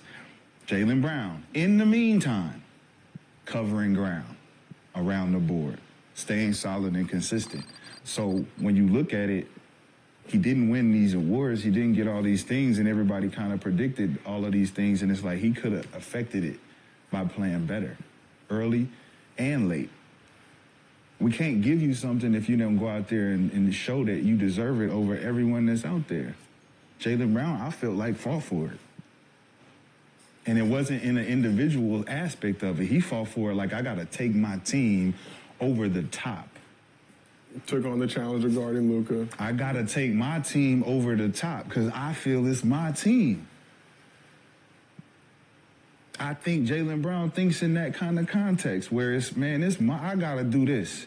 I love bro. He my little, man, he cool, man, but look, man, when it comes down to the trenches, when we in the trenches with Cemetery Larry, you got to take it to the house, bro.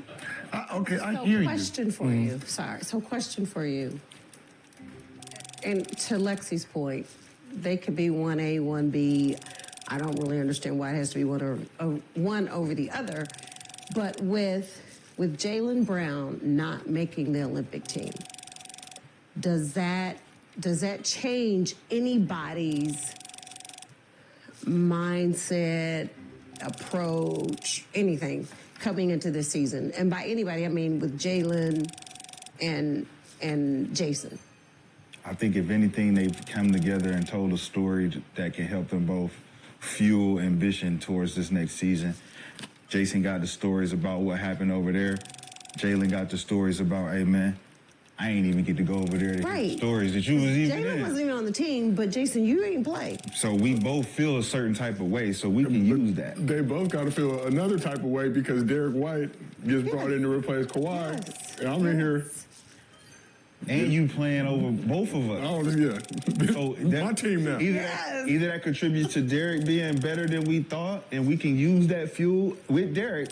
Say, hey, Derek, keep doing what you was doing when you was out there. Let's keep this thing going. Let's keep flowing, right? Instead of everybody feeling some type of way about it, hey, let's just contribute this to something that we can feed off of. Yeah. I feel like they've both been in the league long enough. We've talked about with this situation that happened this summer, obviously winning the chip, kind of caused any rift amongst them, but they both played together long enough and now accomplished that goal, gotten to see what it feels like to win a chip that they will likely try to do it again. I don't anticipate a lot to happen, but we asked the chat, who is the Celtics' number one option? 47% said Jay. Said Tatum.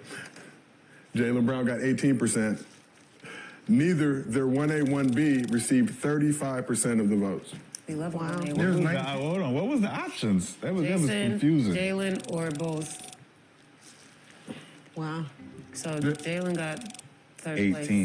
He got 18. It was there. Wow. I'm trying to. When you said that that he took the team on his back, right? That first round he didn't lead the team in nothing. Round 2 he didn't lead the team in nothing. I wasn't talking about round 3. So what is he leading it in? Is you watching the game? I watching the game? Yeah, I watched the game. I'm trying to figure out what he lead him in. So when you watching the game, he didn't have one double-double in 19 games. You'll see energy plays, effort plays that don't come up in the stat book. No, what I'm saying is, In 19 games, not a double-double. Not one double-double in 19 games. The other kid who got screwed on everything had 15 out of 19. Yeah. 15 double-doubles out of 19 games. You get defensive rebounds when you're not guarding them. They're the same. You're not guarding the hardest guy on the floor. You're chasing them around. You can't go out here and go get double-doubles. You got to guard this dude. You 6'9". You're not guarding the hardest dude. Go get the rebound, bro. Do what I can't do. Obviously, we got two different positions. I'm going to go do this. This is harder than you doing what you do. The ball come to you. I got to go stop this dude. He averaged 35. Who? Luka. And he averaged 30. He had a damn near triple. I got to go try to stop this guy. He averages 30. Go to try. He averages 30. I got to go try to stop this guy. But that's 5 games. 1A, 1B. What about the 11 other games that I had a double? The rebounds can be the rebounds for the stat, but when you a hooper and you watching, when you watching, you know when the team needed plays to be made, Jaylen Brown came through and made plays. He didn't get game-changing. He didn't get doubled one time and not he one. Didn't. But he made the plays. But what I'm saying is, you can say he didn't get doubled ever. So how can he be and step his game up? And he is the guy that gets all the stuff from being double teamed. This guy's being double teamed. You should be able to lead us in scoring because this guy is being. I just don't see where everybody has their function. I don't need to function at all different aspects of everything we're doing. I can function as this two-way player that goes and gets you a bucket when you need a bucket. And I'm going to stop this dude you need to be stopped. That's my function. Jason Tatum, your function is to go out here and get buckets. Get buckets and get the rebound. So we both doing our function. I just do my function when the team needs it. So, question for you guys. Can you be the number one option on a team but not the best player? Yes. I think so. Wait, hold on. Wait, say that again. Can you be the number one option the best player, but not the best player? They cater to what you're good at. Yeah. Can you be the number one? Wait, hold on. Can you be the number one option on the team but not the best player? But not be the best player on the team? Yes. You can be. I mean, it happens, but... Can you give me an example? Lou Will. Who? Jamal Crawford. Was that again? Lou Will, Jamal Crawford. Lou Will was the best player on the team. So at that moment in time, he just came off the bench, but he was still the best player. He wasn't the number one option on the team. But he was number one option. When he was out there, he was the number one option. Yeah. No, what I'm saying is... For the team, whoever the star of the team is the number one option. He wasn't the star. He was a sixth man. But there was nobody in the starting lineup that was actually better than him. That's what I was saying. He just did that to keep his pay down. Yeah, so he was the best player. But he is the best player and the number one option because at the end of the game, it's him. When he gets so I need a real example. So let's use the example from this past finals. No, because that's jaded. Go name somebody else. You said Jason Tatum's the number one option. Name somebody else because he's the best player and the number one option. So that doesn't make sense. So then why was he not the most valuable player? Because the narrative was already pushed. So that's what I said. That is what you mean. You know why? Somebody else that. So now you discrediting Jaylen Brown. No. Yeah, you are because you saying you know why. So a narrative had to be pushed for him to win. This one. He won because he was a dog and he showed up that in the final. Pick somebody else. He didn't. Pick somebody else so we can see an example of the best player or the not being the best player, the number one option. Who is that? Who's the best player on the Lakers, in your opinion? Just asking. Oh, shit, Cheryl. Don't you do that to him. Still early. Look at his face. Look at his face. Look at my roof. You did this to my roof. Look at my roof. I got to live here, Cheryl. I got to live here. You get into it with them people. You seen that list up there, right? Do you see that list up there? The top 10 list? He was number 7. 7. There was not another Laker in front of him. There was not another Laker up there. Okay? Josiah, who's the number one option? LeBron James. Who's the best player? LeBron James. At 40. Facts. No facts. Which I don't know. I'm sorry. I'm just going to speak a fact. Really? I'm really upset with the mindset of the Lakers because there's no way I'm in my 21, 23, 25, 30, healthy, and I'm going to let a 40-year-old outbeat me in anything. I'm sorry. Not a sprint, not eating, not getting on the bus, not going to sleep. Hey, you sleep yet? Your old ass. Your old I'm gonna beat him. I'm Get not your old ass up.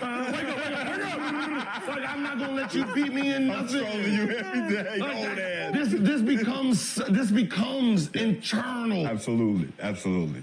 If I hear he got there at 1:30, I'm getting at 1 o'clock, I'm fucking my day up. Oh, man. I need to prove to him that I'm worthy. I'm not going to let him beat me. But Gil, this is something. He's 40. He's beating everybody and I'm everything. beating him and his son. This is something that you talked about before, though, right? When you went and watched Kobe's workout, but you have LeBron, right? You have this guy who's the pinnacle of staying in shape, staying healthy, year 22, doing things that have never been done. Bullshit. If you're a member of the Los Angeles Lakers, why am I just not looking exactly what LeBron does every day? And like He's you said, 40 years old. you get there at 7, I'm there at 6:59. But he's 40 years old and he's still ranked 7 in the NBA.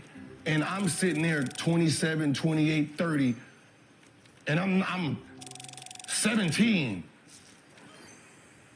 I know everybody's looking at me like, yo, you can't mimic the 40-year-old? He eating broccoli, I'm eating broccoli. What's better than broccoli? McDonald's gone. He done set an example for me. I just don't get it. Where is... That's true. That's facts, for real. If you put Jordan in the locker room right now, 4 months, right? Jordan had the big head with the skinny body, because you know you can't change the head size, right? Once you gain weight, it don't get smaller, right? This is true. It don't get smaller, so it's gonna stay the same size. But Jordan to be ripped, because he will literally be trying to beat him in everything. The competitor, where's the competitive? Because if you're competing with LeBron James, you're automatically winning. You're getting better naturally. We don't even see nobody with that type of physique even trying to mimic that size, that stature, that speed, no one's trying to get there. They think they have time. I think it's opposite. I think that they don't think they can get there at all. I think they're scared. Scared. It's just like anybody. Everybody wants to get better until they see the process. Yeah. I don't want to do that. They want to talk. Yeah. It's like when I see, Dwight, True. He's like, yeah, I do 500 push-ups a day. Oh, hell no, that's too much. I'm good. I don't want the muscles now. I'm not going to be sitting at home watching TV. Now I got to sit there and do a pack of 20s, a pack of... You remember I asked you said, do 200 a day. Yeah. In 2 days. And that was it. I'm good. Yeah, I'm cool.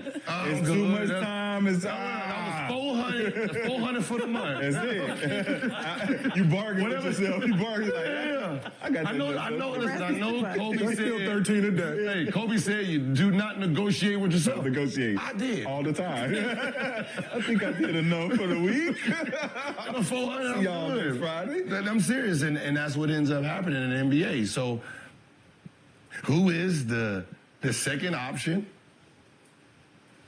Who is the second option, but not the best player, or whatever, however you were? First option. No. Who's the first option, but this Can you be the number one option, but not the best player? Can you be the number one option, but not the best the player? number one, but the last 5 minutes, or how does that work? Because I know Sam Cassell. That's what we was just, it depends.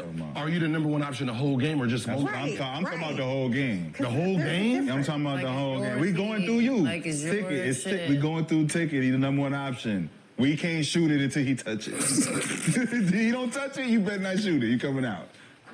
Shit, it'd be... Well, I mean... Boston Celtics team, like, you can try to figure out the Paul Pierce, like, who was they really going through? Number one. Like, he's the best player on the team, but they're going through Paul still. They're going through Paul.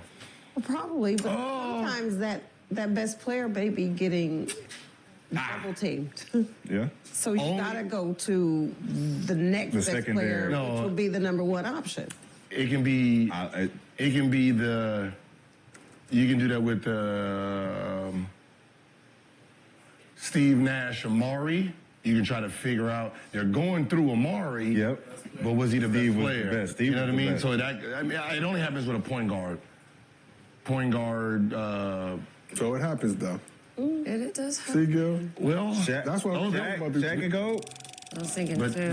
Shaq was the number one option. Shaq was number one option, but he was still the best player too. Up until that was the beef. The beef was when Kobe felt he was the number one option and the best player. And who? Reggie and Jermaine O'Neal. But it was Reggie was number one. Yeah. He was number one option too. Reg. It'll be this year. Who's going to be the number one option and who's the best player on Milwaukee? I think that ain't gonna change. See, I think this shit is it's right now what's going on. But back then, shit was established. We knew who was number one and who was number two, right? We know who we were going through and who was the best player.